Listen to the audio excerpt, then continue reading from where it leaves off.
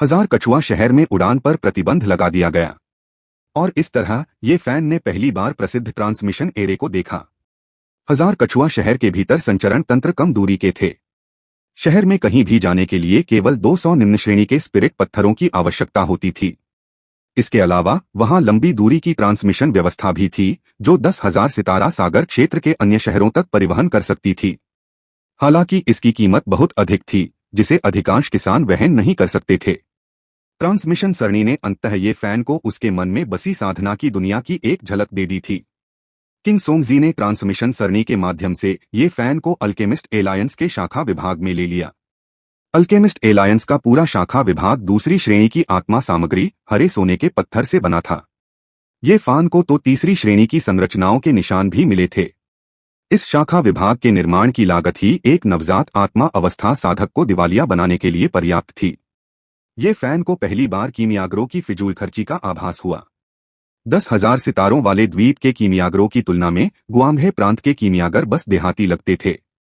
पहली मंजिल पर एक बड़ा हॉल था। हॉल में 3 बैनर लटके हुए थे। पहले बैनर में अन्य किसानों द्वारा किए गए अनुरोधों की सूची थी। ये अनुरोध मूलतः विभिन्न अमृतों के निर्माण के बारे में थे। दूसरे बैनर पर अल्केमिस्ट यूनियन द्वारा निर्धारित क्रय मूल्य प्रदर्शित थे। प्रत्येक प्रकार के अमृत की कीमत स्पष्ट रूप से परिभाषित की गई थी। उदाहरण के लिए प्रथम श्रेणी के निम्न गुणवत्ता वाले अमृत में 1 से 5 निम्न श्रेणी के स्पिरिट स्टोन होते हैं। मध्यम श्रेणी के अमृत की मात्रा 10 से 50 तक थी तथा उच्च श्रेणी के अमृत की मात्रा 100 से 500 तक थी। कुछ विशेष गोलियां भी थीं, जैसे कि 5 ड्रैगन एलिक्सिर, जिसके लिए पूरे 1500 निम्न श्रेणी के स्पिरिट पत्थरों की आवश्यकता थी। गुयुआन अमृत जैसे द्वितीय श्रेणी के अमृत जो साधना के स्तर को बढ़ाते हैं की कीमत 1200 निम्न श्रेणी के स्पिरिट पत्थरों के बराबर होती है। उच्च श्रेणी के द्वितीय श्रेणी के अमृतों की कीमत हजारों निम्न श्रेणी के स्पिरिट पत्थरों या एक उच्च श्रेणी के स्पिरिट पत्थर के बराबर थी। जहां तक तीसरे दर्जे की बात है तो उन्हें केवल उच्च श्रेणी के स्पिरिट पत्थरों से ही खरीदा जा सकता था। प्रत्येक प्रकार के अमृत का एक निश्चित मूल्य था। कीमियागरों के सबसे बड़े संगठन के रूप में अल्केमिस्ट एलायंस के पास कीमतें निर्धारित करने का अधिकार था। साधारण साधक सीधे अल्केमिस्ट एलायंस के स्टोर से अमृत खरीद सकते थे और कीमियागर अल्केमिस्ट एलायंस के माध्यम से अमृत बेच सकते थे। हालांकि अमृत बेचते समय खरीद मूल्य का केवल 90% ही दिया जाता था। इसके अलावा अल्केमिस्ट एलायंस अज्ञात मूल्य के अमृत को स्वीकार नहीं करता है। अल्केमिस्ट एलायंस में अमृत बेचने के लिए किसी को अल्केमिस्ट से गुजरना पड़ता था। एलायंस की रैंक परीक्षा में प्रथम, द्वितीय या तृतीय रैंक का कीमियागर बनना। केवल एक कीमियागर की पहचान के साथ ही कोई व्यक्ति कीमियागर गठबंधन में अमृत बेच सकता है। अमृत बेचकर स्पिरिट स्टोन प्राप्त करने के अलावा अंक भी अर्जित किए जा सकते हैं। इन अंकों का आदान प्रदान विभिन्न रसायन विज्ञान तकनीकों और गुप्त तकनीकों के लिए किया जा सकता है और यहाँ तक कि इनका उपयोग पौराणिक प्रस्थान अग्नि को प्राप्त करने के लिए भी किया जा सकता है। बेशक प्रस्थान अग्नि के बदले में आवश्यक कीमियागर अंक बहुत बड़े थे। यद्यपि अल्केमिस्ट एलायंस के कई नियम थे, फिर भी अनगिनत अल्केमिस्ट इसमें शामिल होने के लिए संघर्ष कर रहे थे। अल्केमिस्ट एलायंस में एक कीमियागर होना रूढ़िवादिता का प्रतिनिधित्व करता था। उपन्यास लिखने की तरह अनेक वेबसाइटों के बीच ज्ञान प्राप्ति का अर्थ अभी भी प्रारंभिक बिंदु तक जाना है। केवल प्रारंभिक बिंदु से प्राप्त परिणाम ही सार्वभौमिक रूप से स्वीकारे जाते हैं। ये फैन अलग नहीं होना चाहता था। अगर अल्केमिस्ट एलायंस में रैंक उपयोगी थी तो क्यों न उसे हासिल कर लिया जाए। सच कहा जाए तो ये फैन मूलतः एक स्वशिक्षित रसायन शास्त्री था जिसने कभी भी रसायन शास्त्र का आधिकारिक अध्ययन नहीं किया था। इस बार ये फैन को अंततः कीमिया के बारे में अपने ज्ञान को व्यवस्थित करने का अवसर मिला। एक कीमियागर के लिए पहला कदम औषधीय पदार्थों की पहचान करना है। प्रत्येक औषधीय पदार्थ के गुणों की पूरी समझ होने के बाद ही उनके संयोजन पर सही नियंत्रण प्राप्त किया जा सकता है। साधना जगत में हजारों औषधीय सामग्रियां हैं और कई रसायन विद्या के प्रशिक्षु इस पहचान के चरण में असफल हो जाते हैं। औषधीय पदार्थों की पहचान करने के बाद दूसरा चरण शुद्धिकरण है, जिसमें पदार्थों के भीतर की सभी अशुद्धियों को परिष्कृत किया जाता है।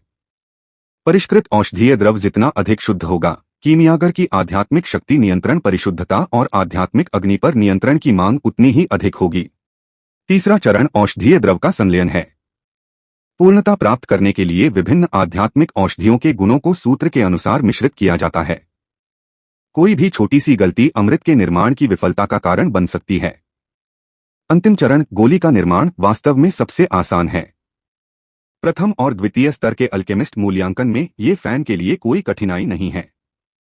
इस अवसर पर उसने कीमिया के बारे में अपनी समझ को भी सुलझा लिया और अब वह घर पर अपने पुस्तकालय में कीमिया के गुप्त कोड को फिर से व्यवस्थित कर सकता है।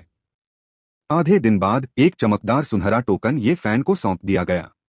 2 गोली भट्टियां और 3 छोटे दिल ये फैन के उच्च श्रेणी के द्वितीय श्रेणी के कीमियागर के रूप में रैंक का प्रतिनिधित्व करते हैं। यद्यपि ये फैन चाहता तो तीसरे दर्जे का कीमियागर बन सकता था, लेकिन उसने परीक्षा न देने का फैसला किया। दूसरे दर्जे के कीमियागर की पहचान ये फैन की वर्तमान जरूरतों के लिए पर्याप्त है। साथ ही दाओवादी कीमिया संघ के बड़े परिवार में शामिल होने पर बधाई। किंग सोंग जी ने सबसे पहले ये फैन को बधाई दी। ये फैन ने कृतज्ञता से सिर झुकाया और कहा, साथ ही ताओवादी किंग सोंगजी को मेरा धन्यवाद। ये फैन को भी मानना पड़ा कि किंग सोंगजी एक अच्छे इंसान थे। उन्होंने न केवल ये फैन को हजार कछुआ शहर में लाया, बल्कि उन्होंने उसे कीमिया संघ में शामिल होने में भी मार्गदर्शन किया। किंग सोंगजी को एक कार्य करने के लिए जाना था और ये फैन को जेड स्लिप देकर वह चला गया। ध्वनि संचरण जेड स्लिप उसके पिछले जीवन के मोबाइल फोन की तरह है। जब तक यह हजार कछुआ शहर के भीतर है, ध्वनि संचारित की जा सकती है। एक बार जब साउंड ट्रांसमिशन जेड स्लिप यहां आ गई तो सब कुछ अधिक वास्तविक लगने लगा।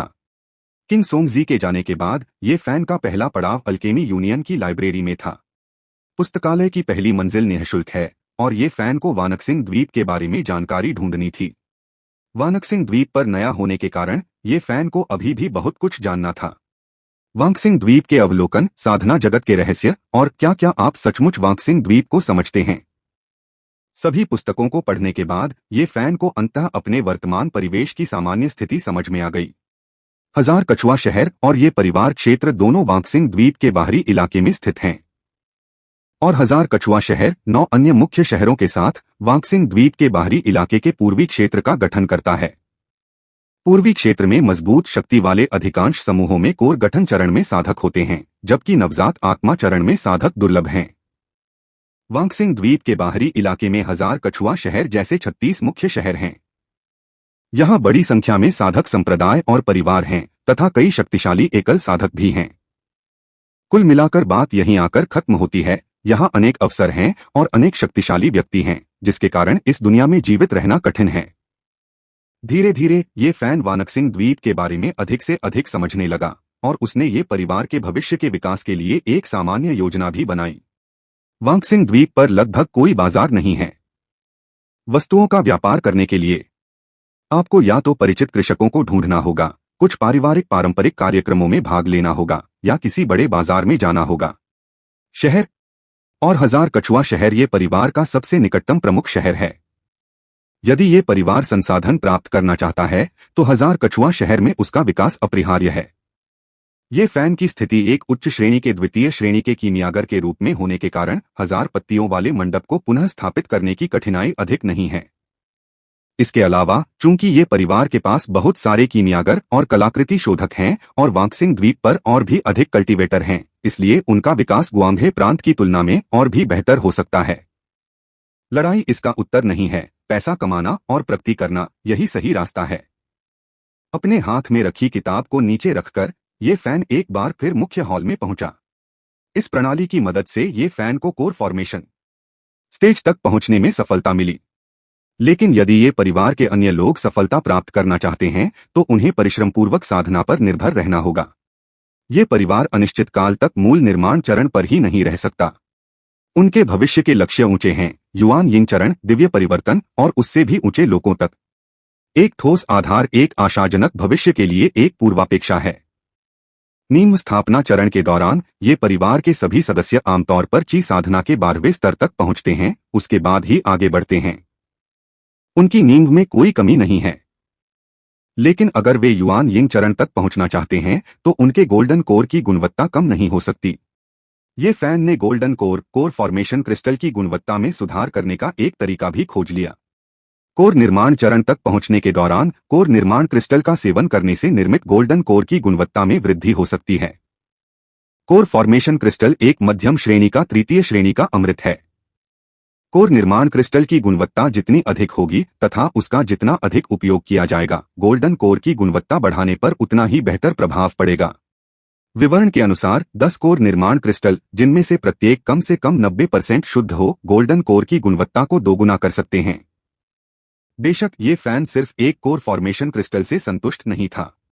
ये परिवार के सदस्यों के गोल्डन कोर कम से कम तीसरे रैंक के होने चाहिए। हालांकि अल्केमिस्ट एलायंस के भीतर कोई अन्य अमृत नहीं है जो गोल्डन कोर की गुणवत्ता में सुधार कर सके, इसलिए उन्हें कोई अन्य तरीका खोजना होगा। कोर फॉर्मेशन क्रिस्टल का नुस्खा महंगा नहीं है, प्रत्येक का केवल 1000 अंक है और निम्न श्रेणी के तीसरे दर्जे के अमृत को बेचने पर प्रत्येक को 10 अंक मिल सकते थे। ये फान को अमृत बेचने की कोई जल्दी नहीं थी, और तो और उसकी कीमियागिरी का स्तर भी दूसरे दर्जे का था, उसके पास सामग्री भी नहीं थी। गुआंघे प्रांत में तृतीय श्रेणी की आध्यात्मिक औषधि मूलतः अस्तित्वहीन है, इसलिए ये फैन के पास जो मुट्ठी भर औषधि थी वह स्टार लो संप्रदाय से आई थी और निम्न श्रेणी की तृतीय श्रेणी की स्वर्ण कोर अमृत की 3 खेपों को तैयार करने के लिए पर्याप्त थी। गोल्डन कोर एलिक्सिर एक बुनियादी एलिक्सिर है जिसका उपयोग कोर फॉर्मेशन स्टेज कल्टिवेटर्स अपने साधना स्तर को बेहतर बनाने के लिए करते हैं। प्रत्येक एलिक्सिर के लिए 2 उच्च गुणवत्ता वाले स्पिरिट स्टोन्स की आवश्यकता होती है, जो इसे तीसरे दर्जे के सबसे किफायती एलिक्सिर में से एक बनाता है। कुछ विचार विमर्श के बाद ये फैन ने अल्केमिस्ट एलायंस से गोल्डन कोर एलिक्सिर बनाने के लिए आवश्यक आध्यात्मिक औषधि के 10 सेट खरीदे, जिसमें 1 लाख निम्न श्रेणी के स्पिरिट स्टोन खर्च किए। ये फान की कीमियागिरी के हुनर से वह एक ही बैच से 5 गोल्डन कोर एलिक्सिर बना सकता है, जिससे उसका मुनाफा तुरंत 5 गुना से भी ज्यादा हो जाता है। जरूरी जड़ी बूटियां खरीदने के बाद ये फान ने कोई देरी नहीं की। किंग सोंगजी को अलविदा कहने के बाद वह 1000 कछुओं का शहर छोड़कर 3 अमर द्वीपों पर लौट आया। जाने से पहले ये फैन ये परिवार के सदस्यों के लिए 10,000 सितारों के द्वीप के बारे में पूरी जानकारी देने के लिए कई किताबें लेकर आया। 3 अमर द्वीपों पर लौटने पर ये फैन ने तुरंत अपने भविष्य के विकास की रणनीति बनाने के लिए ये परिवार के सदस्यों को इकट्ठा किया। ये परिवार जो अमृत से उत्पन्न हुआ है, एक व्यवसायोन्मुख कबीले की तरह प्रतीत होता है। 1000 पत्तियों वाले मंडप को निश्चित रूप से अपना व्यवसाय जारी रखने की आवश्यकता है और इसे 1000 कछुआ शहर में खोला जाएगा। जिंटियन, ये जिन्हाई, ये जिनक्यू और अन्य सभी मौजूद थे। आप लोगों को फिलहाल आगे बढ़ने से बचना चाहिए। ये जिंटियन जैसे लोगों का साधना स्तर ये परिवार में सबसे ऊंचा है, जो पहले ही आधार स्थापना चरण के शिखर पर पहुंच चुके हैं और मूल निर्माण चरण तक पहुंचने के लिए अपनी तैयारी शुरू कर चुके हैं। तीसरे दर्जे की वेरिएंट आध्यात्मिक जड़ों की उनकी प्रतिभा के साथ कोर फॉर्मेशन स्टेज तक पहुंचना आमतौर पर कोई समस्या नहीं होगी, लेकिन अब वे आगे नहीं बढ़ सकते। ये फैन ने कोर निर्माण चरण की सफलता के दौरान गोल्डन कोर की गुणवत्ता को बढ़ाने के विषय को सभी को समझाया। जब तक मैं कोर फॉर्मेशन क्रिस्टल तैयार नहीं कर लेता, तब तक प्रतीक्षा करो और फिर सफलता की तैयारी शुरू करो।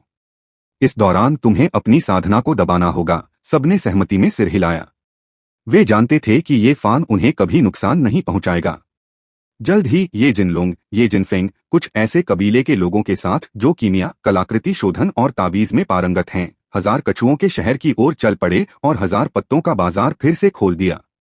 ये जिनलोंग एक उच्च श्रेणी का द्वितीय श्रेणी का कलाकृति शोधक, ये शेन्हे प्रथम श्रेणी के श्रेष्ठ कलाकृति शोधक, एक ही उपनाम वाले एक कलाकृति शोधक की उपस्थिति ने शीघ्र ही कई साधकों का ध्यान आकर्षित किया। क्या ये सभी लोग एक ही परिवार से हो सकते हैं? दूसरी ओर अल्केमी यूनियन के भीतर भी स्थिति वैसी ही थी। एक ही समय में बड़ी संख्या में कीमियागरों द्वारा परीक्षा उत्तीर्ण करने से स्वाभाविक रूप से ध्यान आकर्षित हुआ। अल्केमी यूनियन और आर्टिफैक्ट रिफाइनर्स यूनियन के समर्थन से 1000 लीव्स पैवेलियन ने अपने उद्घाटन के तुरंत बाद ग्राहकों का स्वागत किया।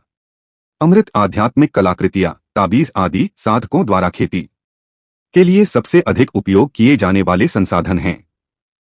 संसाधन धीरे धीरे जमा होने लगे और उन्हें ये परिवार को वापस भेज दिया गया। ये परिवार में म्यू शुइकिंग के गुफा घर में चीख के साथ अचानक एक प्रेत आकाश के ऊपर प्रकट हुआ। एक विशाल वृक्ष आकाश को भेदता हुआ। एक अनोखी घटना। ये परिवार में एक विशेष शारीरिक बनावट वाले प्रतिभाशाली व्यक्ति का जन्म हुआ।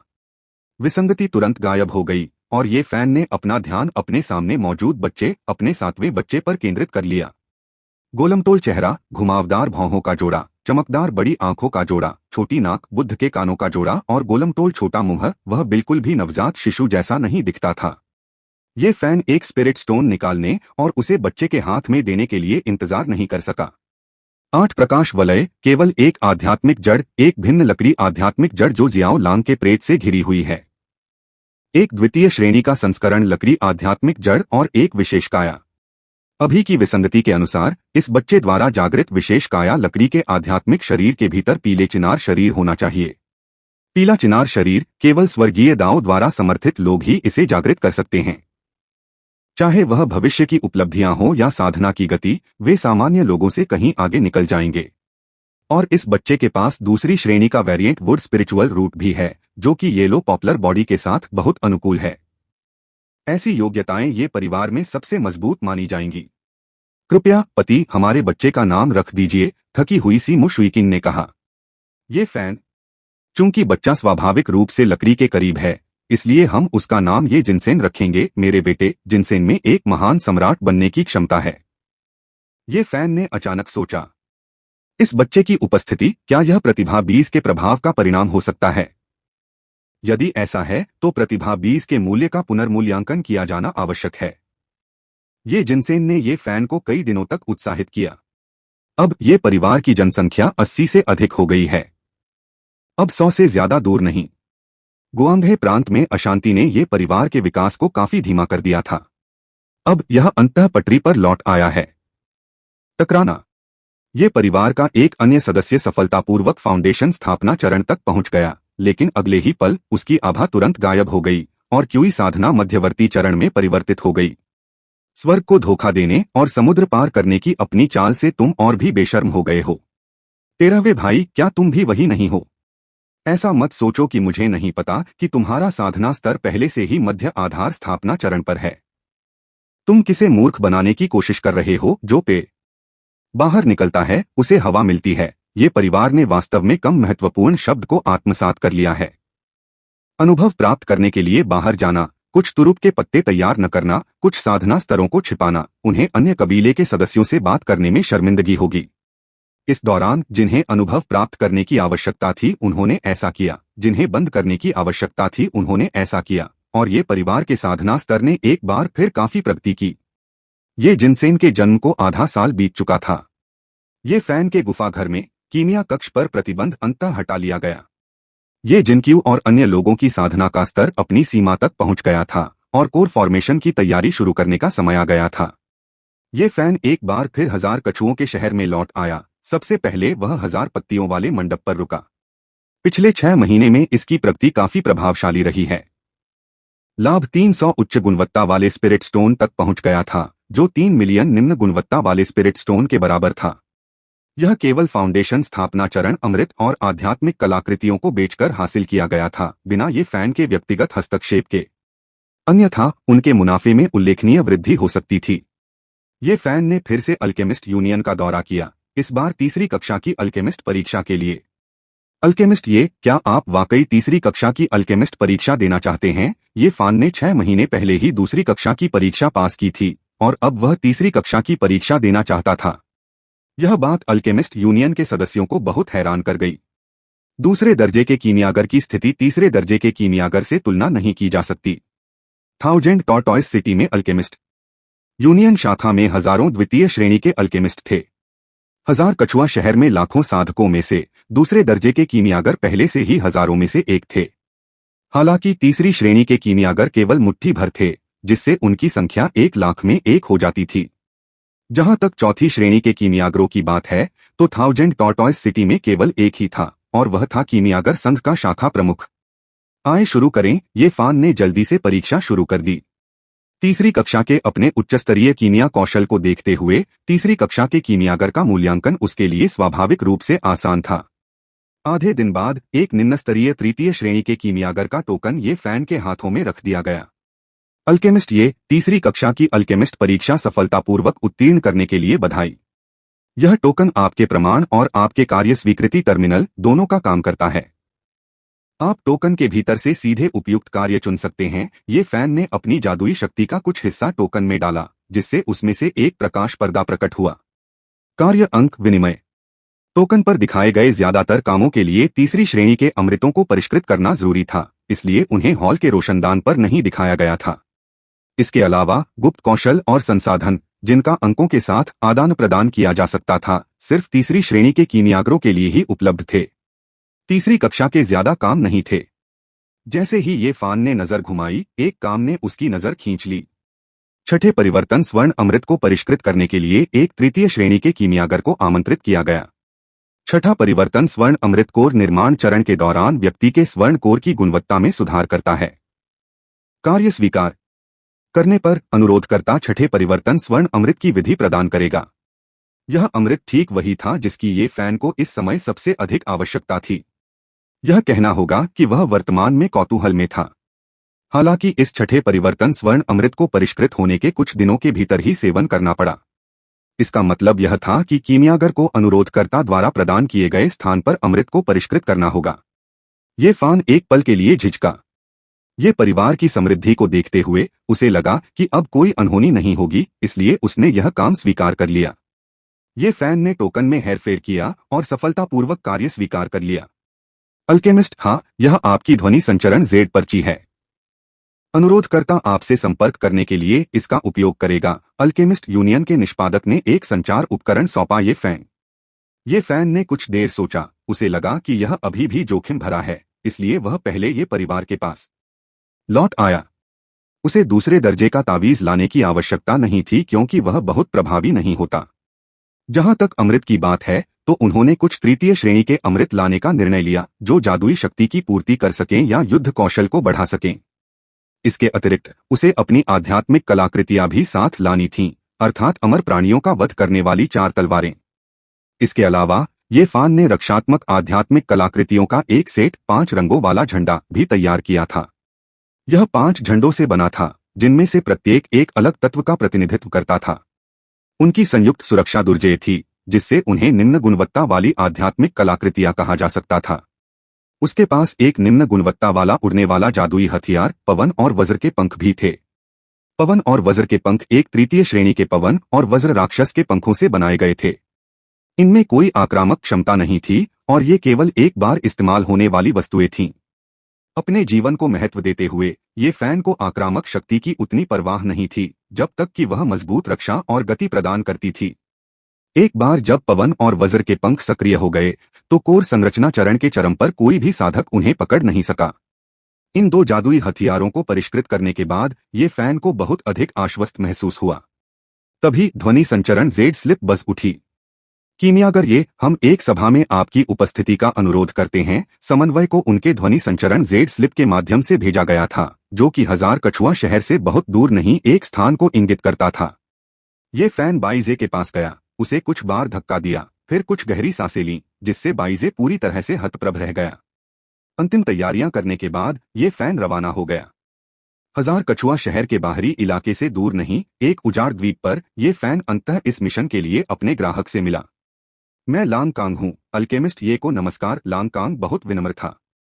कुछ देर की बातचीत के बाद लोंग कांग ने एक उड़ने वाली नाव निकाली और ये फैन को समुद्र की गहराई में ले गया। उड़ती नाव के बाहर लांग कांग ने पहले ही संरचना सक्रिय कर दी थी। ये फैन केवल मोटे तौर पर ही अनुमान लगा सकता था कि वे किस दिशा में जा रहे थे। कई किसान अपने द्वीपों के निर्देशांकों को बहुत छिपाकर रखते हैं। उड़ने वाली नाव अंततः रुकने से पहले पूरे 1 दिन तक उड़ती रही। ये फैन की आंखों के सामने पहले अमर द्वीप के समान आकार का एक समुद्री द्वीप उभरा। लोंग परिवार एक कृषक कबीला है, स्वाभाविक रूप से उनकी पारिवारिक भूमि बहुत जर्जर नहीं होगी। ये फैन को एक कीमिया कक्ष में लाया गया और लोंग कांग ने उसे एक भंडारण बैग दिया। भंडारण बैग के अंदर एक औषधीय फार्मूला और छठे परिवर्तन स्वर्ण अमृत को परिष्कृत करने के लिए औषधीय सामग्री के 10 सेट थे। ऐसा लग रहा था कि लोंग परिवार ने छठे परिवर्तन स्वर्ण अमृत को परिष्कृत करने के लिए पहले भी अन्य कीमियागरों को आमंत्रित किया था। यह औषधीय सूत्र लोंग परिवार के लिए विशिष्ट नहीं होना चाहिए, वरना वे इसे इतनी आसानी से ये फान को नहीं सौंपते। ये फैन ने औषधीय सूत्र पर नजर डाली। वास्तव में यह बहुत जटिल था। 9 एपर्चर घास, ड्रैगन वुड फूल और अन्य सामग्री सभी तृतीय श्रेणी के हैं। अकेले ये सामग्रियां लगभग 100 उच्च श्रेणी के स्पिरिट स्टोन के बराबर हैं। ये कोर फॉर्मेशन कबीले वास्तव में धनी हैं। चूंकि उसने कार्य स्वीकार कर लिया था, इसलिए ये फैन ने स्वाभाविक रूप से इसे पूरा करने के लिए खुद को समर्पित कर दिया। अग्नि प्रज्वलित करो, अशुद्धियों को दूर करो, औषधीय तरल पदार्थों को मिलाकर अमृत बनाएं। पहले अमृत के लिए ये फैन अभी भी थोड़ा अपरिचित था। इसे सफलतापूर्वक परिष्कृत करने के लिए उसने पूरे 3 दिन बिताए। ये फैन की आंखों के सामने 6 बादलों वाला एक सुनहरा अमृत तैयार हुआ। जैसे ही ये फैन लोंगकांग को अमृत सौंपने वाला था, उसने अचानक महसूस किया कि उसके नीचे की धरती हिलने लगी। तभी किसानों के लड़ने की आवाज उसके कानों तक पहुंची। ये फैन ने अजीब सी मुस्कान दी, सचमुच चीजें गलत हो गई थीं। हालांकि ये लोग संभवतः उसके लिए नहीं बल्कि लॉन्ग परिवार के लिए आ रहे थे। ये फैन ने एक पल के लिए सोचा। कीमिया कमरे का दरवाजा खोला, अपने पैरों के नीचे एक एस्केप लाइट बनाई और आकाश में उड़ गया। जैसे ही ये फैन ने खुद को संभाला, एक हमला उसकी ओर तेजी से आया। ये फैन ने जल्दी से अपना पंचरंगी झंडा उठाया ताकि जादू को रोका जा सके। मैं लॉन्ग परिवार से नहीं हूं, मुझ पर हमला मत करो। ये फैन ने युद्ध क्षेत्र छोड़ने की कोशिश की, लेकिन कोर फॉर्मेशन स्टेज में एक साधक ने उसे पकड़ लिया। मैंने तुमसे कहा था, मैं लॉन्ग परिवार से नहीं हूं। 2 और कोर फॉर्मेशन स्टेज हमलों को रोकने के बाद ये फैन परेशान होने लगा। इस समय आप लॉन्ग फैमिली में हैं, इसलिए यह आपका दुर्भाग्य है। कोर फॉर्मेशन स्टेज साधक का ये फैन को जाने देने का कोई इरादा नहीं था। ये फैन का चेहरा गंभीर हो गया, वे उसका फायदा उठा रहे थे। अब जब बात यहां तक आ पहुंची है तो लड़ाई तो होगी ही। आक्रमण करना। अमरवध व्यूह आरेख को हाथ में लेकर 4 उड़ती हुई तलवारें जमीन पर कोर फॉर्मेशन स्टेज साधक की ओर बढ़ी। अमरवध तलवार ने सुनहरी तलवार क्यूई की धारियां उत्सर्जित की, जो कोर फॉर्मेशन स्टेज साधक की ओर आक्रमण कर रही थीं।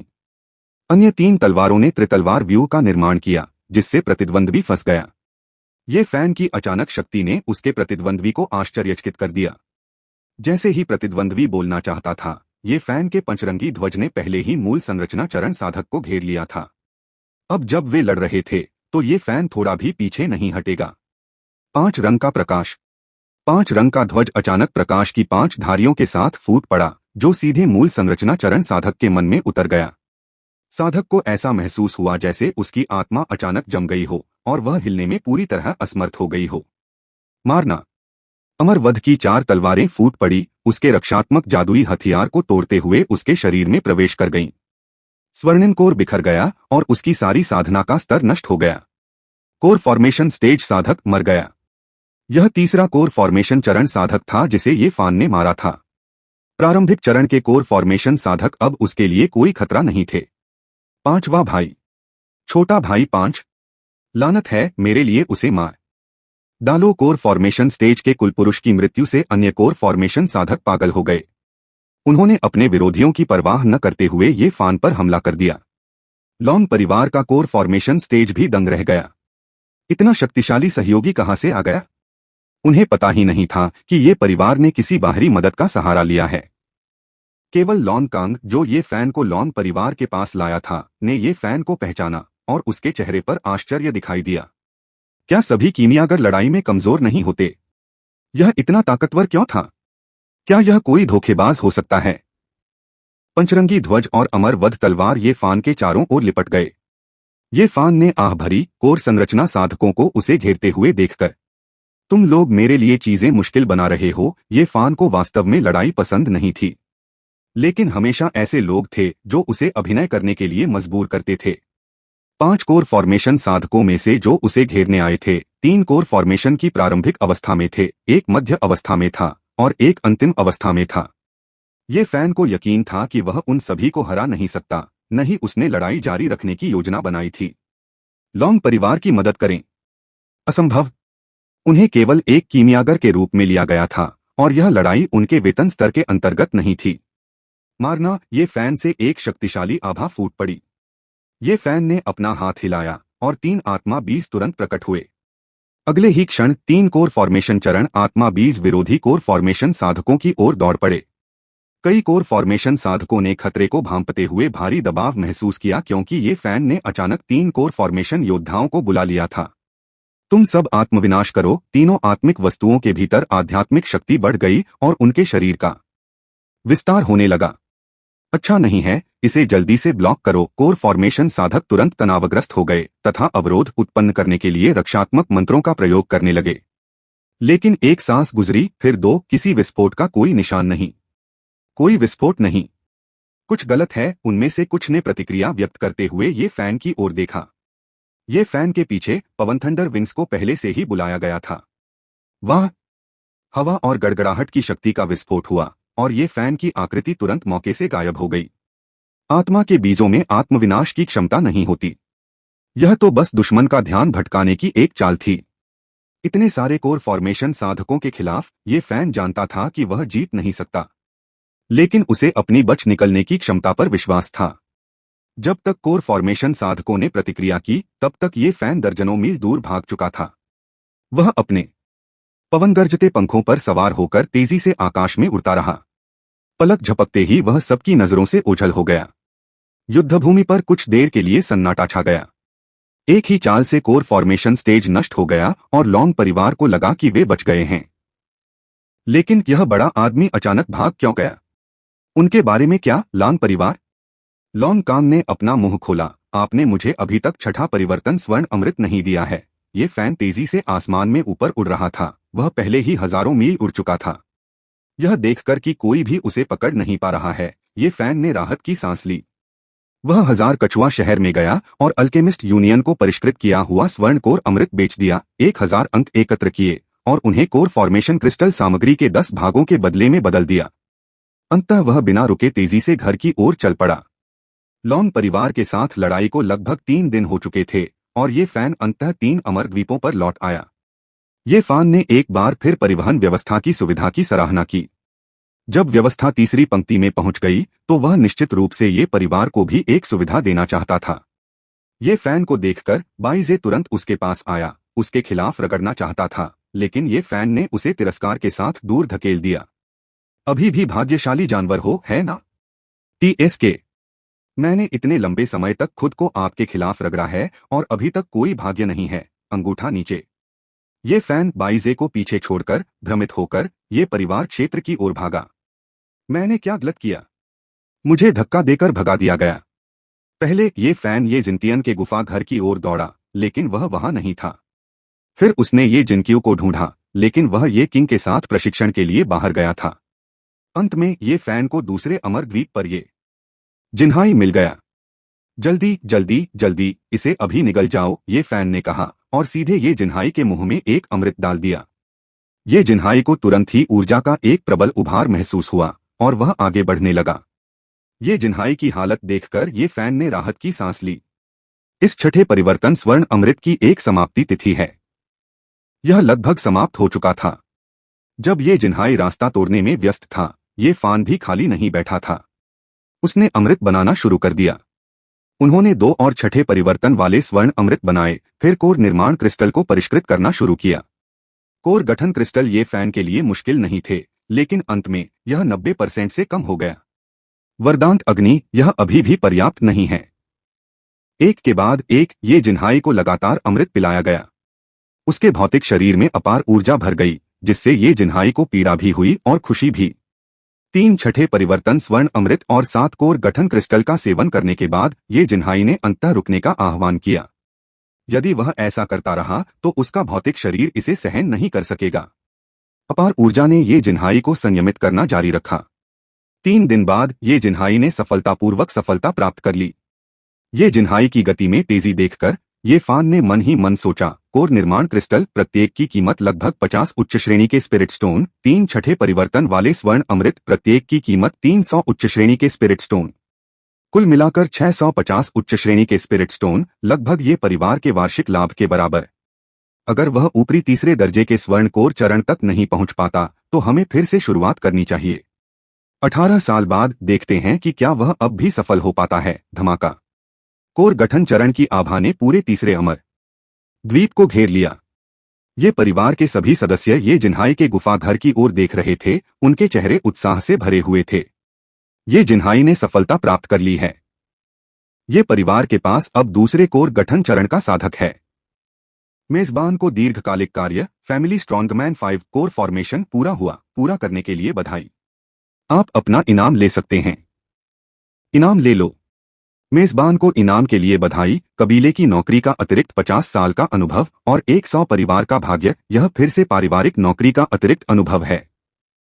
मुझे तीसरे दर्जे के गठन और तीसरे दर्जे के ताबीज के लिए आशान्वित हूँ। पारिवारिक भाग्य में वृद्धि। बाइजे की खेती का स्तर एक बार फिर बढ़ गया। कोर गठन के मध्य चरण से केवल 1 कदम दूर।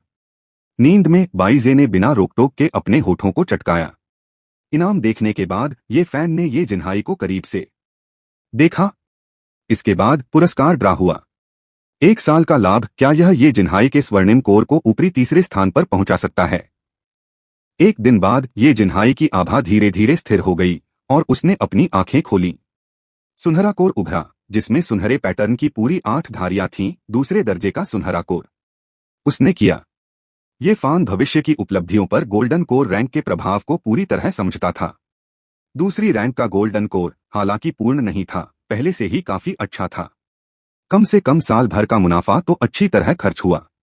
हालांकि उसी समय ये फैन को भी जबरदस्त दबाव महसूस हुआ। 1 साल का मुनाफा सिर्फ ऊपरी तीसरे दर्जे का स्वर्णिम कोर ही बना सकता है। ये परिवार में इतने सारे लोग हैं, वे कितने संसाधनों का उपभोग करेंगे? अगर यह सिर्फ मध्यम तीसरे दर्जे का है तो जाहिर है उसे इतनी जरूरत नहीं है, शायद संसाधनों का 5वां हिस्सा भी नहीं। लेकिन अगर वह ऐसा कर सके तो ये फैन अपने परिवार के सदस्यों को पीछे नहीं रहने देगा। ऐसा नहीं है कि ये फैन इतना महान है, लेकिन इन लोगों की ताकत में वृद्धि ये फैन के भविष्य का प्रतिनिधित्व करती है। इसलिए हर किसी को ऊपरी तीसरे रैंक तक पहुंचना चाहिए, चाहे इसके लिए कितने भी संसाधन लगें। यदि ये परिवार पैसा कमाना चाहता था तो उन्हें मुख्य रूप से साधना की 6 कलाओं पर ध्यान केंद्रित करना होगा। फिलहाल बीस्ट मास्टरी के पास आय का कोई खास स्रोत नहीं था। उन्हें मुख्य रूप से कीमिया और कलाकृतियों के शोधन पर निर्भर रहना पड़ता था। यदि ये जिनलोंग और ये जिनफेंग तीसरे स्थान पर पहुंच जाते हैं तो ये परिवार का मुनाफा कम से कम दोगुना हो जाएगा। ये फैन ने एक पल के लिए सोचा और अगले 2 सफलता के अवसर ये जिनलोंग और ये जिनफेंग को देने का फैसला किया। एक बार जब वे सफल हो गए तो उन्होंने सहायक व्यवसायों में अपने अनुभव का उपयोग करके उन्हें तीसरे स्थान पर पहुंचने में मदद की। उस समय उन्होंने जो पैसा कमाया था उसका उपयोग यंग में पुनर्निवेश के लिए किया जाएगा। परिवार और अन्य लोगों को कोर फॉर्मेशन चरण तक शीघ्रता से पहुंचने में सहायता करें। इस तरह ये परिवार के सदस्यों का साधना स्तर भी तेजी से बढ़ेगा। जब ये जिन्हाई ने आक्रमण तोड़ दिया तो ये फैन अपने गुफा घर में लौट आया। सिस्टम समुच्चय, वह मध्य कोर संरचना चरण तक पहुंचने वाले पहले व्यक्ति थे। अगला था ये फैन का गोल्डन कोर, जिससे उसे कोई आश्चर्य नहीं हुआ। जैसी कि उम्मीद थी, गोल्डन कोर पर पैटर्न एक बार फिर बढ़ गए थे। चौथे से तीसरे रैंक तक के अधूरे पैटर्न तुरंत पूरे कर दिए गए और उनमें अभी भी लगातार सुधार हो रहा था। तीसरी रैंक, दूसरी रैंक, अंततः यह तब रुका जब यह दूसरी रैंक के 1/3 हिस्से पर था। कुछ और अंक प्राप्त करने के बाद वह प्रथम रैंक तक पहुंचने में सफल हो जाएगा। इसके बाद उन्होंने अपना सारा ध्यान ये परिवार के अन्य सदस्यों की मदद करने पर केंद्रित किया जो फाउंडेशन स्थापना चरण के शिखर पर थे। इसके बाद ये परिवार ने अपना प्रमुख धन कमाने वाला उद्यम शुरू किया। आधे साल बाद धूल से लथपथ ये फैन कीमिया कक्ष से बाहर चला गया। इस वर्ष अमृत और कलाकृतियों को परिष्कृत करने के अलावा ये फैन लगातार संसाधन इकट्ठा कर रहा था और अंततः 2 लोगों के लिए पर्याप्त संसाधन इकट्ठा करने में कामयाब रहा। ये फैन ने ये जिनलोंग और ये जिनफेंग को बुलाया, व्यक्तिगत रूप से उनकी साधना का निरीक्षण किया और उन दोनों को कोर फॉर्मेशन चरण तक पहुंचने में मदद की। एक बार जब 2 लोग टूट गए तो ये फैन ने बिना किसी देरी के सिस्टम रिवॉर्ड का इस्तेमाल किया, जो माध्यमिक व्यवसायों में 50 साल का अनुभव था। ये परिवार के सदस्यों के मन में असंख्य ज्ञान उमड़ पड़े। इस तरह के अचानक ज्ञान के लिए ये परिवार के सदस्य पहले से ही आदी हो गए थे। यह पूछने की कोई आवश्यकता नहीं थी कि यह इतना भव्य क्यों था, क्योंकि उनके पास ये फैन था, उनका अजय कुल नेता। यदि आपके कबीले के नेता के पास यह धोखा है तो आपके पास भी यह हो सकता है। ये जिनलोंग और ये जिनफेंग का साधना स्तर पहले से ही पर्याप्त था। ज्ञानोदय समाप्त होने के बाद दोनों ने आसानी से सफलता प्राप्त की और क्रमशः तीसरे स्थान पर कीमियागर और कलाकृति परिशोधक बन गए। सफलता के बाद जब उन्होंने अपनी खेती के स्तर को मजबूत कर लिया तो ये फैन ने तुरंत 1 दर्जन भंडारण बैग सौंप दिए। परिष्कृत करो, तुम सब जितना हो सके उतना परिष्कृत करो। ये फैन ने उन दोनों को धमकी भरी नजरों से घूरा। पिछले 6 महीने से गोलियों और कलाकृतियों को परिष्कृत करते करते उसे लगभग घिन आ गई थी। अब उनकी बारी थी। ये जिनलोंग और ये जिनफेंग भी जानते थे कि ये फैन पिछले आधे साल से क्या कर रहा था। उन्होंने एक सरल और ईमानदार मुस्कान दिखाई और फिर तुरंत काम पर लग गए। दर्जन भर स्टोरेज बैगों को देखकर वे दोनों आत्मविश्वास से भर गए। अमृत और कलाकृतियों को परिष्कृत करने का पैसा कमाने वाला व्यवसाय उन्हें कैसे घृणास्पद बना सकता है। तीसरे दर्जे की कीमियागर के रूप में मैं पूर्वी क्षेत्र की सबसे अमीर महिला बन जाऊंगी, ये जिनफेंग ने अपनी मुट्ठी हवा में उठाते हुए कीमिया कक्ष में जाने से पहले कहा। आधे साल बाद ये जिनफेंग कीमिया कक्ष से रेंगती हुई बाहर निकली। उसका चेहरा पीला पड़ गया था। उसने मन ही मन बुदबुदाया, मैं अब कभी गोलियों को परिष्कृत नहीं करूंगी। ये जिनलों की हालत भी कुछ बेहतर नहीं थी। वह एक बड़ा हथौड़ा घुमाते हुए चिल्ला रहा था, 80, 80। जैसे जैसे समय धीरे धीरे बीतता गया, ये जिनतियन और ये जिनक्यू सफलतापूर्वक आगे बढ़ गए। अन्य लोगों के लिए अभी भी कुछ दूरी तय करनी थी। ये परिवार की संसाधनों की मांग अब उतनी जरूरी नहीं रही। अनजाने में ये परिवार में कोर फॉर्मेशन चरण साधकों की संख्या 6 तक पहुंच गई थी। सिस्टम समुच्चय ये फैन से एक देर से कोर गठन आभा फट गई। खेती के स्तर में सुधार करना इतना कठिन नहीं लगता था। ये फान आकाश में ऊंची उड़ान भर रहा था और नीचे 3 अमर द्वीपों को देख रहा था। पहले द्वीप पर मनुष्य एक स्थिर और संतुष्ट जीवन जीते थे। मनुष्यों की संख्या 1 लाख के करीब पहुंच चुकी थी। उन्होंने शहर बसा लिए थे, खेत जोत लिए थे और हर साल कई नवजात बच्चे पैदा होते थे। जिनकी जड़ें आध्यात्मिक होंगी उन्हें शिष्य बनने के लिए दीर्घायु संप्रदाय में भेजा जाएगा। क्योंकि दीर्घायु संप्रदाय के कुछ शिष्य जब पहली बार आए तो 10,000 सितारों वाले द्वीप पर जाना नहीं चाहते थे, इसलिए शिष्यों की संख्या केवल 1,000 ही थी। अब यह संख्या लगभग 2,000 तक पहुंच गई है। अधिकांश शिष्य क्यूई साधना के प्रारंभिक चरण में हैं, 300 से अधिक शिष्य क्यूई साधना के मध्य चरण में हैं, 100 से अधिक शिष्य अंतिम चरण में हैं, तथा कुछ दर्जन शिष्य शिखर पर हैं। फाउंडेशन स्थापना चरण में लगभग 1 दर्जन एल्डर्स हैं और कोर फॉर्मेशन चरण में 1 एल्डर्स हैं। बाइजू और अन्य वरिष्ठों ने वर्षों से ये परिवार के सहयोग से नींव स्थापना के अंतिम चरण को पार कर लिया है। अब वे मूल निर्माण चरण तक पहुंचने से ज्यादा दूर नहीं हैं। मूलतः थोड़ी सी भी प्रतिभा वाले किसी भी व्यक्ति को दीर्घायु संप्रदाय में शामिल होने का अवसर मिलता है। हालांकि दीर्घायु संप्रदाय सभी संसाधन उपलब्ध नहीं कराएगा। विभिन्न स्तरों के शिष्यों को हर महीने मिलने वाले संसाधनों के अलावा उन्हें बाहर जाकर अपने लिए बाकी संसाधन भी अर्जित करने होंगे। वर्तमान में दीर्घायु संप्रदाय के कई शिष्यों ने 10,000 सितारे द्वीप पर अपना प्रशिक्षण शुरू कर दिया है। सब कुछ अच्छी तरह से आगे बढ़ रहा है। इस वर्ष ये फैन जो 85 वर्ष के हो गए हैं, भविष्य के प्रति आशान्वित हैं। जैसे ही ये फैन भविष्य के बारे में आशावादी महसूस कर रहा होता है, बाइजे जो नींद में तल्लीन था, अचानक बेचैनी से व्यवहार करना शुरू कर देता है। कुछ गलत है। बाइजे एक दिव्य जानवर है जो स्वाभाविक रूप से अच्छे और बुरे संकेतों को समझने में सक्षम है। इसकी बेचैनी यह संकेत देती है कि किसी ने ये परिवार पर अपनी नजरें गड़ा दी हैं। जैसे ही ये फैन सोच रहा है कि यह कौन हो सकता है, 5 कोर फॉर्मेशन स्टेज साधकों की उपस्थिति तेजी से 3 अमर द्वीपों के करीब पहुंच रही है। इन 5 आभाओं के स्वामियों का उद्देश्य स्पष्ट है। वे सीधे ये फान की ओर बढ़ रहे हैं। यह पूरी तरह से उकसावे वाली बात है। ये फैन 3 अमर द्वीपों पर बड़े गठन को देखता है। यह अभी भी एक फाउंडेशन स्थापना चरण गठन है। ऐसा गठन कोर गठन चरण साधकों के क्रूर हमलों का सामना करने में असमर्थ है। ये परिवार के क्षेत्र में ये जिनतियन और अन्य लोगों ने भी आने वाली आभा को महसूस किया है और वे तुरंत ये फैन की तरफ उड़ गए। पिताजी, क्या हम लड़ने जा रहे हैं? ये जिनक्यू जो अभी अभी अपनी यात्रा से लौटा है, उत्साह से भरा हुआ है। बहुत समय हो गया है जब उसने कोई लड़ाई की थी।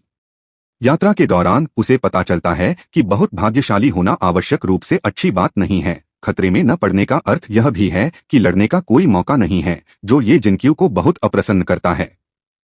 ये किंग ने ये जिनक्यू के आक्रोश भरे भाव को देखा। शुरू में उसने सोचा था कि पुनर्जन्म लेने और नए सिरे से साधना शुरू करने के बाद वह निश्चित रूप से तेजी से आगे बढ़ेगा। यद्यपि अब ऐसा प्रतीत होता है कि वह मुफ्तखोरी कर रहा है, लेकिन उसका मानना था कि अंततः उसे अपनी पत्नी की रक्षा करने का अवसर मिलेगा। हालांकि किसने सोचा होगा कि उसने तेजी से प्रगति की है, फिर भी वह ये जिनक्यू से मुकाबला नहीं कर सकता। वह एक शक्तिशाली साधक जो एक नई साधना यात्रा के लिए पुनर्जन्म से गुजरा, वास्तव में मुफ्तखोरी कर रहा है। संसाधन उनके ससुर द्वारा उपलब्ध कराए जाते हैं तथा युद्ध में सुरक्षा उनकी पत्नी द्वारा प्रदान की जाती है।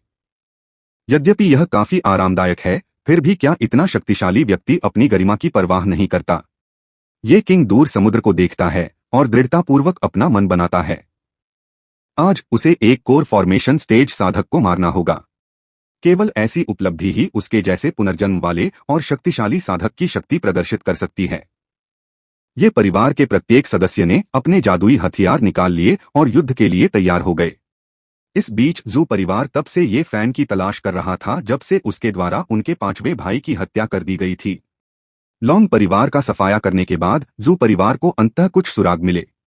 अंततः आत्मा खोज कीट के माध्यम से उन्होंने ये फैन के सटीक स्थान की पहचान की। तीसरे भाई, तुम्हें और दूसरे भाई को उस कीमियागर को पकड़ना होगा, हम उसे फिर से भागने नहीं दे सकते। वास्तव में हम उन्हें दोबारा भागने का जोखिम नहीं उठा सकते। ये फैन की भागने की गति को प्रत्यक्ष रूप से देखने के बाद जू परिवार के भाई बेहद सतर्क थे। एक छोटा गुट जिसके पास केवल एक कोर फॉर्मेशन स्टेज साधक है, जू परिवार के एक सदस्य को मारने का साहस कर रहा है। वे मौत को न्योता दे रहे हैं। जू परिवार के भाई जानलेवा इरादों से भरे हुए 3 अमर द्वीपों के बाहर पहुंचे।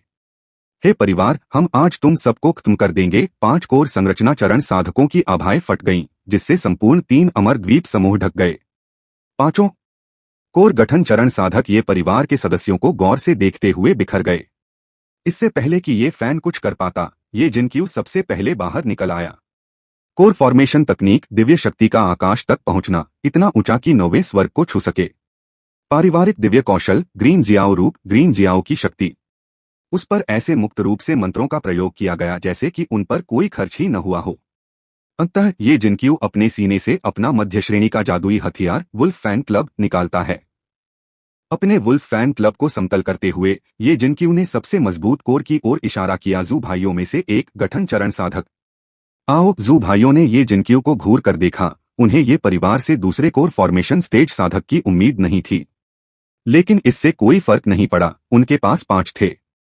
ये जिंतियन ने भी अपने कोर फॉर्मेशन स्टेज आभा के साथ विस्फोट किया, जिसका लक्ष्य जू परिवार के कोर फॉर्मेशन स्टेज साधकों में से एक नौसिखिया था।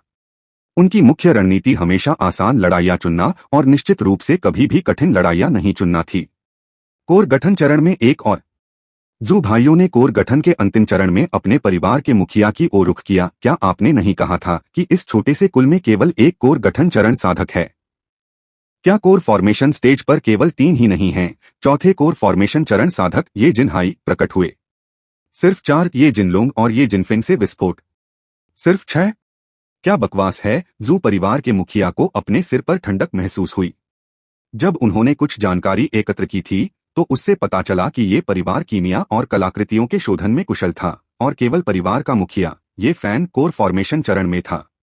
लेकिन अब अचानक 6। यह बिल्कुल अप्रत्याशित था। अंत में जू परिवार के मुखिया केवल उन्हें सांत्वना दे सके। वे सभी समर्थक हैं, उनकी लड़ाकू ताकत मजबूत नहीं है। यह सुनकर ये परिवार के चेहरे पर एक क्रूर मुस्कान आ गई। कौन कहता है कि जो लोग कीमिया कलाकृतियों के शोधन में विशेषज्ञ हैं, उनमें युद्ध शक्ति नहीं हो सकती? ये जिनक्यू की ओर से लड़ाई सबसे पहले शुरू हुई। वुल्फ फैन क्लब को घुमाते हुए ये जिनक्यू ये परिवार के भीतर शारीरिक लड़ाई में सबसे मजबूत था। ये जिनक्यू ने कभी आक्रमण जादू का अभ्यास नहीं किया, केवल सहायक कलाओं का अभ्यास किया। कई सहायक मंत्रों से स्वयं को उन्नत करने के बाद ये जिनक्यू एक मास टैंक में बदल गया और सीधे आगे की ओर बढ़ने लगा। धमाका! शक्तिशाली बल ने हवा को विकृत कर दिया। उसका प्रहार तुरंत फूट पड़ा। जू परिवार के मुखिया को एक नौसिखिए कोर फॉर्मेशन चरण साधक द्वारा उससे लड़ने का साहस करने पर अपमानित महसूस हुआ। वह तुरंत क्रोधित हो गया और उसने तुरंत ये जिनक्यू पर हमला करने के लिए एक उच्च श्रेणी का जादुई हथियार निकाल लिया। ये जिनक्यू ने लगातार अपने जादुई हथियार वुल्फ फैन क्लब को घुमाया। जू परिवार के मुखिया की उड़ती तलवार पर हमला किया। कभी कभी एक तलवार ये जिनक्यू के शरीर पर वार करती, उसका रक्षात्मक जादुई हथियार चमक उठता, लेकिन ये जिनक्यू की आंख नहीं झपकती। प्रत्येक हिंसक हमले का जवाब देते हुए ये जिनक्यू और अधिक उत्साहित होता गया। अन्य खिलाड़ियों ने भी तेजी से अपने विरोधियों को ढूंढ लिया। अंत में आश्चर्यजनक रूप से ये फैन के पास लड़ने के लिए कोई नहीं था और वह केवल खड़े होकर तमाशा देख सकता था। चारों ओर देखने पर ये किंग को भी कोई उपयुक्त प्रतिद्वंद्वी नहीं मिला। आखिरकार फाउंडेशन स्थापना चरण में एक साधक के रूप में वह कोर गठन चरण के साधकों के साथ बहुत अच्छी तरह से प्रतिस्पर्धा नहीं कर सकता था। लड़ाई जारी रही और जू परिवार के मुखिया ने ये जिनक्यू को देखा, जो अभी भी लगातार उसके साथ उलझ रहा था। उसकी आंखों में एक भयंकर चमक उठी। यह सिलसिला जारी नहीं रह सकता था। उसे पहले एक को हटाना था। लड़ाई के बीच में जू परिवार के मुखिया ने अचानक तीसरे स्थान का ताबीज निकाल लिया। ताबीज से एक चमकदार रोशनी की किरण निकली और ये जिनक्यू की ओर बढ़ी। तेज रोशनी ये जिनक्यू पर पड़ी। उसे चोट तो नहीं लगी, लेकिन उस पर लगे सारे जादुई प्रभाव गायब हो गए। तीसरे स्थान का ताबीज, एक फैलाव आकर्षण। अपने संवर्धन मंत्रों के बिना ये जिनक्यू एक साधारण प्रारंभिक कोर फॉर्मेशन साधक से अधिक कुछ नहीं था। बिना तैयारी के वह सीधे जू परिवार के जादुई हथियार से टकराया। उसका शरीर पीछे की ओर उड़ गया और उसके मुंह से ताजा खून बहने लगा। ये फैन ने तुरंत प्रतिक्रिया दी और मदद के लिए दौड़ पड़ा। लेकिन इससे पहले कि ये फैन आगे बढ़ पाता, किसी और ने पहले ही कार्रवाई कर दी। ये किंग का शरीर एक रक्तरंजित लाल आभा में डूबा हुआ था। उसकी हत्या की मंशा इतनी सघन हो गई कि उसने भौतिक रूप धारण कर लिया और एक एस्केप लाइट में बदल गई। वह ये जिनक्यू के पास प्रकट हुआ और ये जिनक्यू को पकड़ लिया। ये जिनक्यू के पीले चेहरे को देखकर ये किंग को अपने दिल में बहुत दर्द महसूस हुआ। बाकी मुझ पर छोड़ दो जिनक्यू। ये किंग का शरीर एक जानलेवा आभा से भर गया था। ये फैन ने इसे तुरंत पहचान लिया। यह तकनीक ये किंग द्वारा एक बार प्रस्तुत कौशल की श्रृंखला इविल एयर मेथड में सबसे ऊपर थी। इस विधि में स्वर्ग और पृथ्वी की दुष्ट क्यूई का उपयोग किया जाता था। अगर किसी व्यक्ति में दृढ़ इच्छा शक्ति न हो तो वह किसी भी समय दुष्ट क्यूई से प्रभावित हो सकता था। अप्रत्याशित रूप से ये किंग की मुख्य साधना यही तकनीक थी। ये किंग ने धीरे से ये जिनक्यू को नीचे उतारा, खाली हवा में कदम रखा और जू परिवार के मुखिया के पास कदम से कदम मिलाकर चला। अपनी पत्नी के लिए मैं तुम्हें मारता हूं। दुष्ट की एक लंबी तलवार में बदल गई और ये किंग के हाथ में आ गई। ये किंग का पूरा शरीर देखकर जू परिवार जोर से हंसा। हाँ, अगर आप कोर फॉर्मेशन के शुरुआती चरण में हैं तो भी ठीक है, लेकिन नींद बनाने वाले व्यक्ति के आने की हिम्मत कैसे हुई? क्या आपको लगता है कि मैं मिट्टी का बना हूं? चलो आज देखते हैं आप मुझे कैसे हराते हैं। जू परिवार के मुखिया ने अपने जादुई हथियार का प्रयोग किया, उसे तलवार में बदल दिया और पूरे आकाश में ये किंग पर बेरहमी से बमबारी की। ये किंग ने जू परिवार के मुखिया के हमलों पर ध्यान नहीं दिया, बल्कि अपना सिर घुमाकर ये जिनक्यू से बोला, जिनक्यू, आज मैं तुम्हें वह सिखाऊंगा जिसे सबसे उत्तम तकनीक के रूप में जाना जाता है। जैसे जैसे ये किंग एक एक कदम आगे बढ़ता गया, आकाश में हो रही तलवारों की बारिश हर बार उसे चुभती हुई प्रतीत हुई। ये किंग का हर कदम ऐसा लग रहा था मानो वह असंख्य गणनाओं के बाद उठाया गया हो तथा सभी हमलों से पूरी तरह बचते हुए। कदम दर कदम ये किंग जू परिवार के मुखिया के और करीब आ रही थी। जू परिवार के मुखिया ने भी देखा कि कुछ ठीक नहीं था। वह ये किंग को क्यों नहीं मार सका जो नींद की स्थापना के चरण में है। तलवार आओ, तलवार आओ, तलवार मेरे पास आओ। तलवार की बारिश की 3 लहरों के बाद ये किंग जू परिवार के मुखिया से एक कदम की दूरी पर था। मेरी तलवार का नाम तियान शाह है। यह तलवार बहुत ही जबरदस्त होगी। ये किंग ने अपनी तलवार से हल्के से वार किया, फिर भी जू परिवार के मुखिया ने ऐसा व्यवहार किया जैसे उसने नरक देख लिया हो। उसकी आंखें भय से भरी हुई थीं। बच नहीं सके, रोक नहीं सके। यह तलवार आत्मा पर आक्रमण करती है। जैसे ही उसकी आत्मा की ज्योति बुझी, जू परिवार के मन में आखिरी विचार कौंधा, क्या हम सब साधक नहीं हैं? तुम सब मार्शल आर्टिस्ट इतने शक्तिशाली क्यों हो? शांत चेहरे वाले ये किंग को देखकर ये फैन ने अपनी नाक को छुआ। उन्होंने स्वीकार किया कि तलवार की चाल सचमुच बहुत अच्छी थी। ये किंग ने फिर से जू परिवार के मुखिया को देखने के लिए पीछे मुड़कर नहीं देखा। इत्मीनान से ये जिनक्यू के पास आया। मेरी महिला, क्या मैं सुंदर हूँ? यह कहकर वह ये जिनक्यू की बाहों में कूद गया और तुरंत बेहोश हो गया। पिताजी, ये जिनक्यू ने ये किंग की हालत देखी और तुरंत व्यथित हो गया। चिंता मत करो, उसने बस ज्यादा मेहनत कर ली है। 10 दिन या आधा महीना आराम करने के बाद वह ठीक हो जाएगा। ये फैन ने अपना हाथ हिलाया। उसने एक ही बार में सब कुछ कर लिया था और भले ही वह बेहोश हो गया हो, लेकिन यह इसके लायक था। ये फैन की बातें सुनकर ये जिनक्यू ने राहत की सांस ली। उसका पति सचमुच उत्कृष्ट था। हालांकि जब वह जागेगा तो वह उससे जरूर पूछेगी कि वह उसे तकनीकें क्यों सिखा रहा था। क्या यह इस बात का संकेत हो सकता है कि उसने उसकी शक्ति को कम करके आंका था? बेहोशी की हालत में ये किंग किसी अशुभ घटना की आशंका से कांप उठा। घटनास्थल पर लड़ाई लगभग समाप्त होने वाली थी। कोर फॉर्मेशन चरण पर अंतिम साधक ने अपनी आंखें बंद कर लीं। प्रिय परिवार के सदस्यों, कौन समझता है छठे परिवार ने वास्तव में गड़बड़ कर दी है? ये जिन्हाई ने अपनी छायाहीन तलवार से वार किया। अंतिम साधक चूर्ण विक्षत हो गया। ये जिनतियन ने अग्नि तकनीक का उपयोग किया। सीधे मौके पर ही साधक का अंतिम संस्कार कर दिया। एक बाल भी नहीं बचा। लड़ाई खत्म हो गई। दुर्भाग्यवश वे इन लोगों के शवों पर जू परिवार के द्वीप के निर्देशांक नहीं ढूंढ पाए, जो एक भारी क्षति थी। बाइजे, जो अभी तक युद्ध से नहीं जागा था, अचानक ये फैन की तरफ उड़ गया। मेरे पीछे आओ। फिर ये परिवार के सभी सदस्यों को जू परिवार का घर मिल गया। नष्ट कर दिया, काटा। बाइजे के ईमानदार चेहरे को देखकर ये जिन्हाई को ऐसा लगा जैसे उसे कोई आत्मीय आत्मा मिल गई हो। बाइजे, भविष्य में मैं हत्या का ध्यान रखूंगा, तुम स्थान खोजने का ध्यान रखना। यह कैसा लगता है? शत्रु के परिवार को उनकी क्यूई के माध्यम से ढूंढने की क्षमता, यह क्षमता बहुत व्यावहारिक है। ये फैन ने उम्मीद नहीं की थी। बाइजे, एक दिव्य जानवर, वास्तव में ऐसी क्षमता थी। पहली नजर में यह निश्चित रूप से एक अच्छा जानवर नहीं था।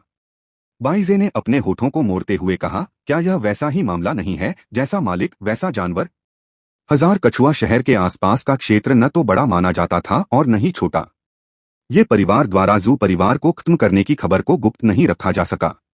10,000 सितारों के मिलन का पूर्वी क्षेत्र बहुत बड़ा नहीं है और जू परिवार एक छोटा कबीला होने से बहुत दूर था।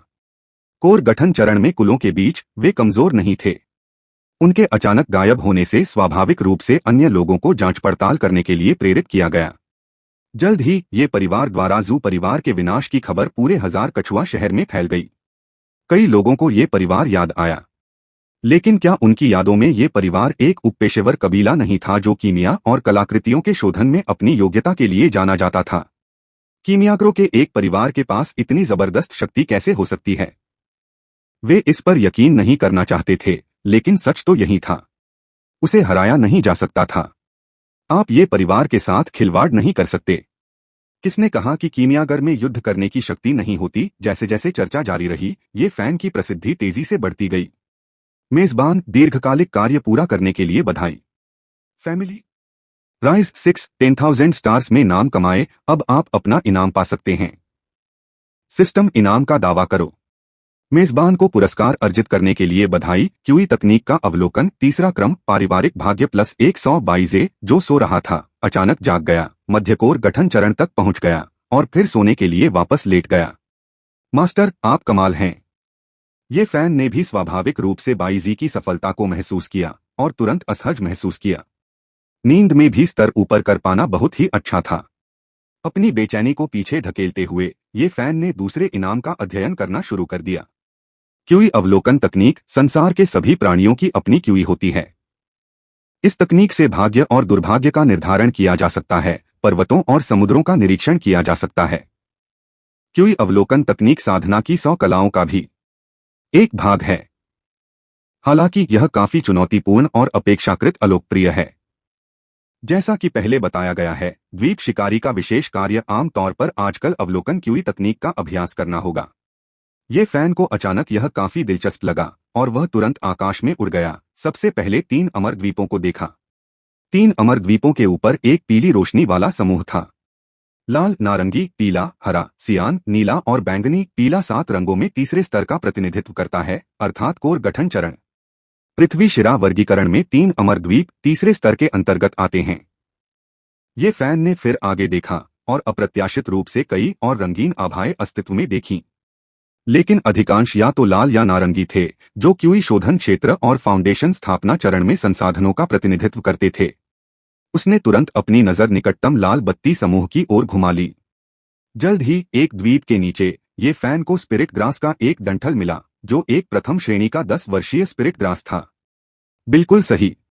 ये फैन को क्यूई अवलोकन तकनीक का मूल्य समझ में आया। यह खजाना डिटेक्टर के समान था।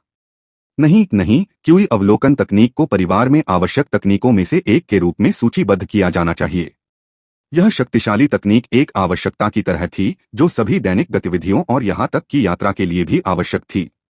ये फैन अपने गुफा निवास में लौट आया और इस बारे में अपनी अंतर्दृष्टि संकलित की। ये परिवार के धर्मग्रंथ के प्रति समर्पण के लिए क्यूई तकनीक का पालन करना डिपोजिटरी, ताकि ये परिवार के अन्य सदस्य इसकी खेती कर सकें। ये परिवार की साधना की 100 कलाओं में एक और वृद्धि देखी गई। इस बीच जब ये फैन धीरे धीरे अपनी अंतर्दृष्टि संकलित कर रहा था, एक व्यक्ति ये परिवार को छोड़कर चला गया। ये किंग पूरी तरह से ठीक हो गया था। उसकी साधना का स्तर काफी बेहतर हो गया था।